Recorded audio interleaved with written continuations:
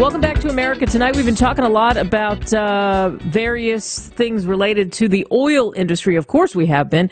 For everything from what's gas in your neighborhood to where are we headed to the craziness of the crude spill the other day and that horrific derailment in West Virginia. But wait till you hear about this story. This really tops everything. I was in Midland, Texas about a year ago. I was on my way to Marfa, and I thought it was just so wild. And my nephew was with me, where we saw all the oil wells, and he was asking me a lot of questions about the oil wells.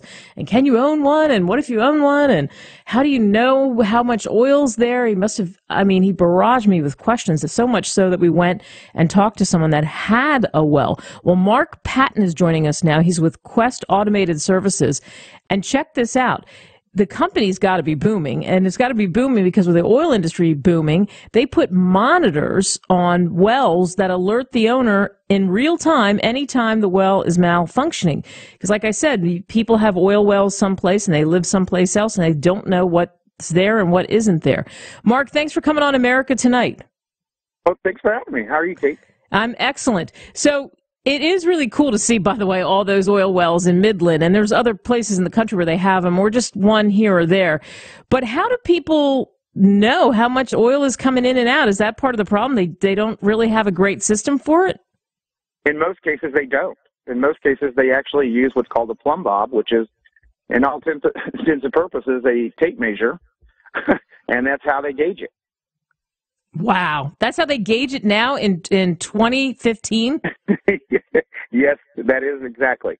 And it goes even worse than that. They actually, when the custody control is changed, that somebody comes and actually picks up the well, a lot of times the owners of the sites or the manager of the sites aren't even on site.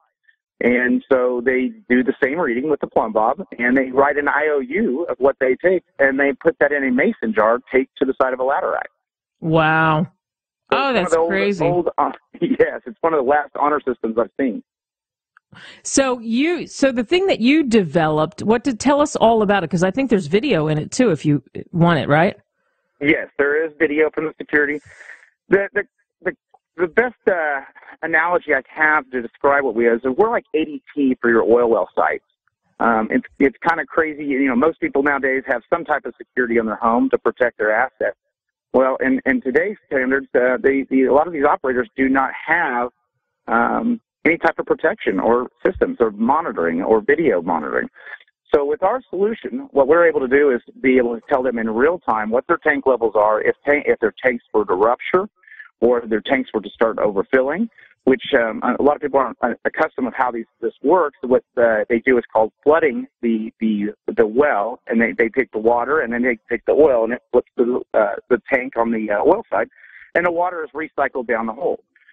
So, but this water is highly toxic. They actually call it salt water. And if that is to rupture or leak outside of its secondary containment, anything on the ground will be dead for 20 years without soil remediation. So it's very costly from an EPA standard to do it. So with our solution, you're able to tell in real time if that tank's going to a critical level, it's going to overflow right out the top, and that's what they do.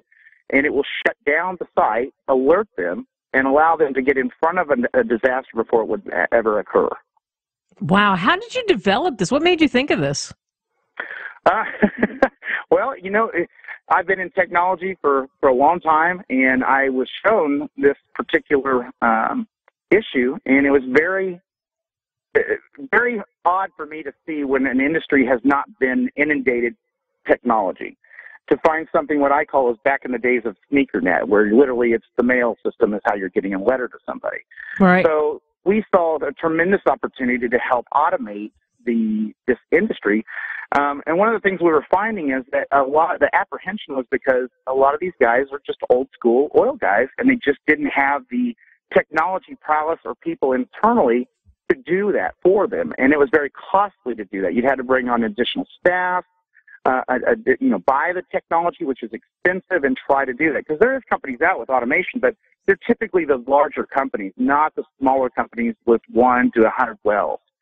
And so what we did is we took that and we decided, let's make it easy for them. Let's make it like ADT, where you just pay one time a monthly fee, and you get all the benefits without the headache. So, for example, if a device was to die or fail, you don't have to send somebody in from your team out there. That's on Quest. Quest will roll out there. They'll fix the device at no cost to you, and you're just paying every month for the service, kind of like leasing a car. Mm. And the reaction to it has been really, really pretty good, I heard, isn't it?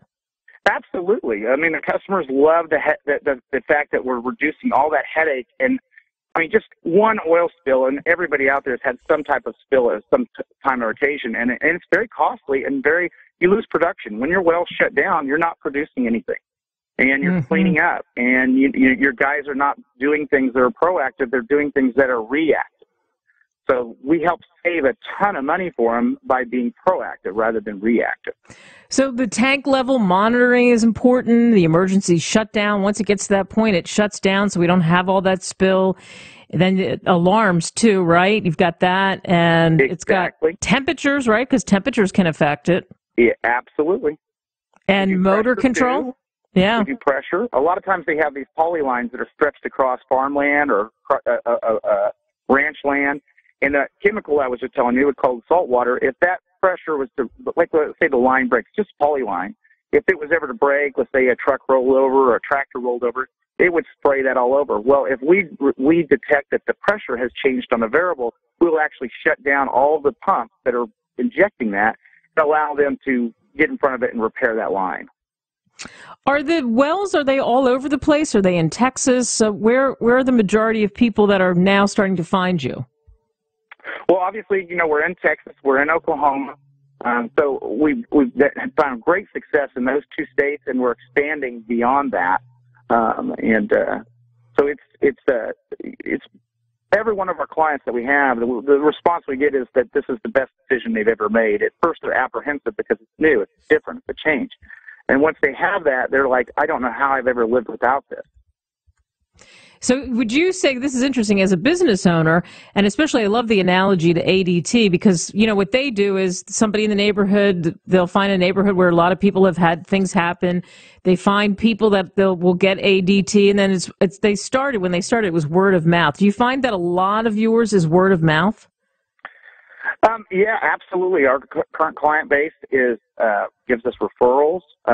It's stories like what you're doing here that get the word out about what these capabilities are. And then, people learn that a lot of people realize there is automation out there. That's not new. It's nothing new to an industry, but our model is new to an industry, which is just the benefits, the ADT. Most people wouldn't put home alarm systems in because you sign a contract with them for 3 to 5 years with an alarm system because it costs, several thousands of dollars to install a home alarm system in your house or home automation in your house. Yeah. But if somebody showed up and they said, hey, I'll get, for $30 a month, I give you all these things. You can control your thermostat in your home.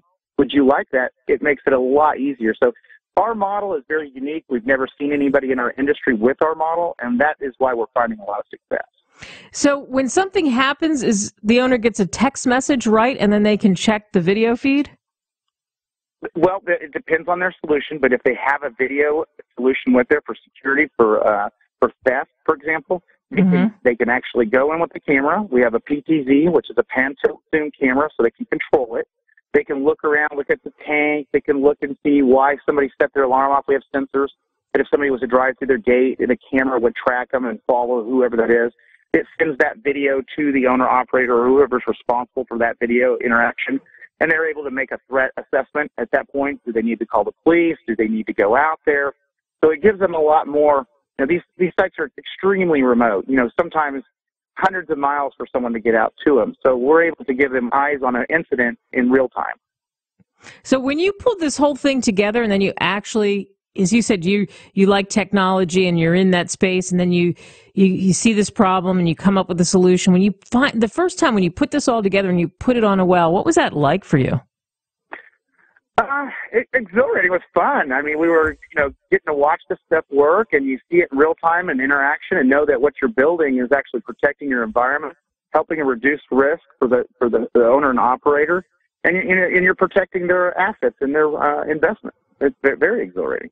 Yeah, so it's a win all the way around, right? Because then as you said, the EPA, the rules, and all this oil splashing out before. I mean, how often do wells have that happen? And the answer is quite a bit. It can. Absolutely, quite often. Usually when the spill happens, it'll happen into a secondary containment. which is, you have your primary, which is your tanks, and your secondary containment is, a lot of people see these, they're called batteries. And it's spelled just like the battery it is, but this is what they call the lingo in the industry. And it's supposed to spill over and contain into that secondary containment. But if you don't get in front of it in time, it will quickly get out of that secondary containment.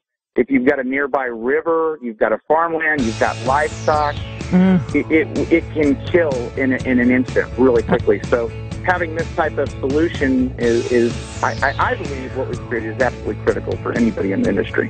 Oh, yeah. Great to certainly save all the way around and then to prevent all those accidents from happening, too. Mark Patton, Quest Automated Services. You can go to questautomatedservices.com and check it out. Mark, thanks for coming on the show. Well, thanks for having me. Have a wonderful day. You too.